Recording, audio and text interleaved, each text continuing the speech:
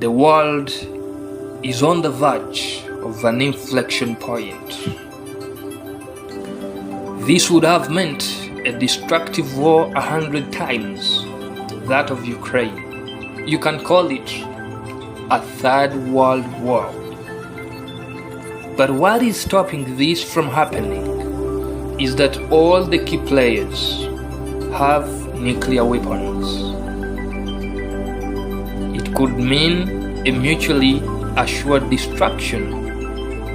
Otherwise, what happened to Nagasaki and Hiroshima in Japan would have already happened. The BRICS, led by China and Russia, are challenging the United States dollar and SWIFT, which we talked about in our previous videos. A flashback of whoever tried to challenge the dollar. As the world was approaching the end of the Second World War, the Red Army of Russia, which was USSR by then, was approaching major cities in Germany that were center for highly advanced technological innovations. And reaching there would mean Russia or USSR by then was gonna come out victorious. The United States of America never wanted that due to fear for socialism or communism to spread all over versus capitalism. So the United States of America could not allow that to happen. And that's when the United States, which had not involved itself directly into the war, came up and bombed the two cities of Japan with atomic bombs to cause Japan to surrender. And because Japan was a very strong ally to Germany and Italy, the Rome-Berlin-Tokyo axis, this meant that the war had to come to an end.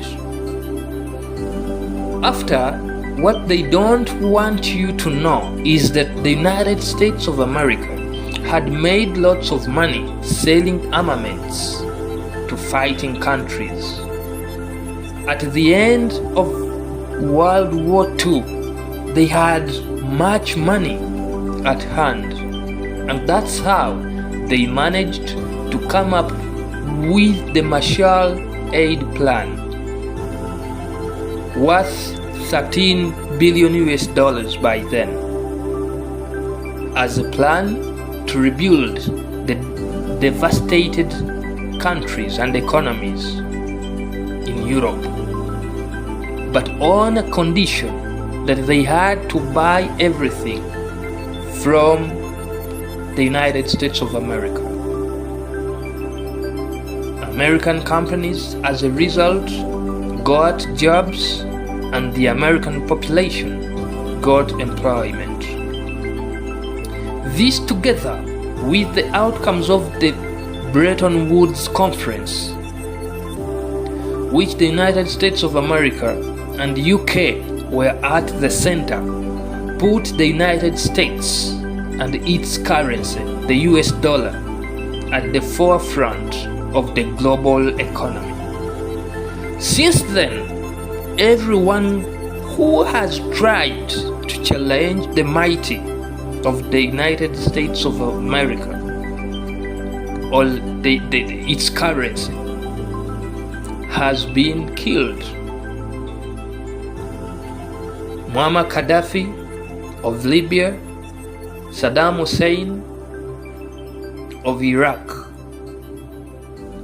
But today, imagine the second superpower, which is China, supported by the third, which is Russia, and many emerging economies